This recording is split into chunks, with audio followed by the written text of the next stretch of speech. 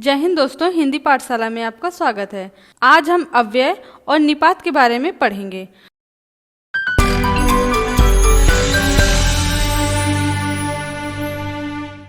तो चलिए हम शुरू करते हैं।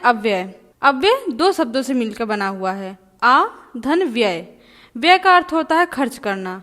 अगर इसके साथ व्यय के साथ आ लग गया है तो इसका अर्थ बिल्कुल विपरीत हो जाता है, मतलब खर्च ना होने वाले। ऐसे शब्द जिनमें लिंग, वचन, पुरुष, कारक आदि के कारण कोई परिवर्तन ना हो वे अव्यय कहलाते हैं। ये शब्द सदैव अपरिवर्तित, अविकारी और अव्यय रहते हैं। इनका मूल रूप स्थिर रहता है, कभी बदलता नहीं है। इसके शब्द से ही यह स्पष्ट है। जैसे कुछ शब्द हैं आज, अब, इधर, किंतु, क्यों, जब, तब और। ये शब्द लिंग, वचन और पुरुष तथा कारक के अनुसार बदल नहीं सकते हैं। किसी भी वाक्य में इनको बदला नहीं जा सकता है। यही शब्द अव्यय कहलाते हैं। अव्यय के भेद। अव्यय के कुल 4 भेद हैं: क्रिया विशेषण, संबंध बोधक, समुच्चय बोधक और विस्मयादि बोधक। तो चलिए हम जानते हैं क्रिया विशेषण क्या है। जो शब्द क्रिया की विशेषता बतलाते हैं वे क्रिया विशेषण कहलाते हैं। अर्थ के आधार पर क्रिया विशेषण के कुल 4 प्रकार हैं। पहला है स्थानवाचक, दूसरा है कालवाचक, तीसरा है परिमाणवाचक और चौथा है रीतिवाचक।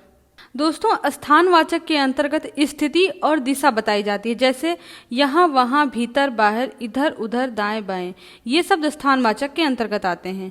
और कालवाचक के अंतर्गत समय, अवधि और बारंबारता का बोध किया जाता है, जैसे आज, रात भर, हर बार, कई बार आदि शब्द कालवाचक के अंतर्गत आते हैं।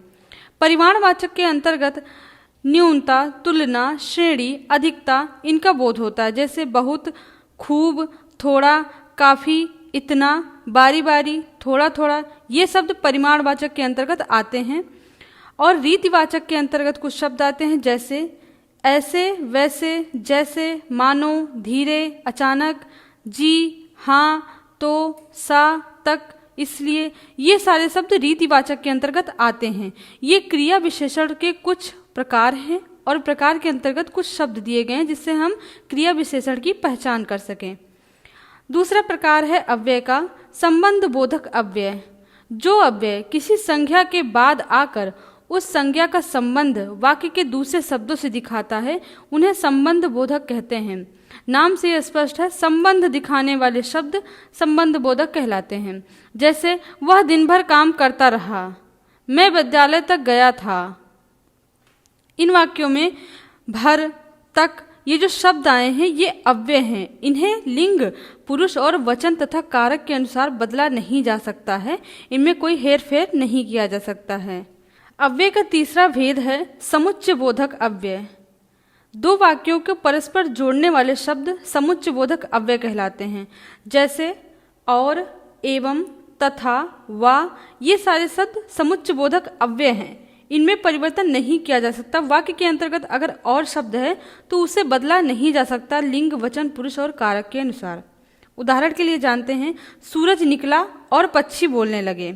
यहाँ पर और शब्द समुच्चय बोधक अव्यय है। अगला प्रकार है हमारा अव्यय का विस्मयादि बोधक अव्यय।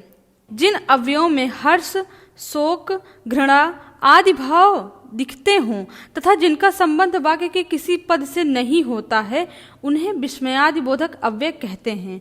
जैसे हाय वह चल बसा। इस वाक्य में हाय शब्द विस्मयादि बोधक अव्यय है। अगर हाय निकाल दिया जाए इस वाक्य से तब भी यह वाक्य पूर्ण है अपने आप में। दोस्तों, ये रहे अव्यय के 4 प्रकार और उनके कुछ महत्वपूर्ण शब्द। तो चलिए अब हम जानते हैं निपात क्या होता है, वाक्यों में इसकी पहचान कैसे की जा सकती है। ये सब एग्जाम के लिए बहुत ही इंपॉर्टेंट टॉपिक हैं हिंदी के। तो चलिए हम जानते हैं निपात।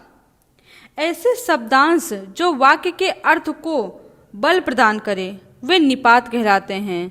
मूलतः निपात शब्दों का प्रयोग अव्ययों के स्थान पे किया जा सकता है, परंतु निपात शुद्ध अव्यय नहीं होते हैं। इनका कोई लिंग, वचन नहीं होता है। निपात का प्रयोग निश्चित शब्द, शब्द समूह या पूरे वाक्य को अन्य भावार्थ प्रदान करने के लिए होता है।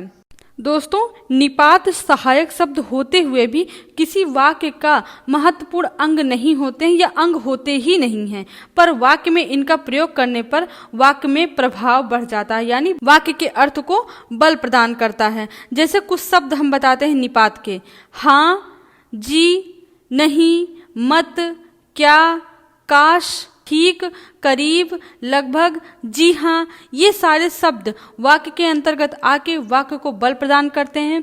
परंतु अगर किसी वाक्य से इन शब्दों को हटा लिया जाए तो वाक्य में कोई फर्क नहीं पड़ता है। जैसे उदाहरण के लिए जानते हैं, रमेश ने ही मुझे मारा था, अर्थात रमेश के अलावा और किसी ने नहीं मारा था। इसमें ही शब्द इस वाक्य को बल प्रदान कर रहा है। यहाँ पे इस बात का ध्यान रखना, जो शब्द बल प्रदान करे वही निपात हैं।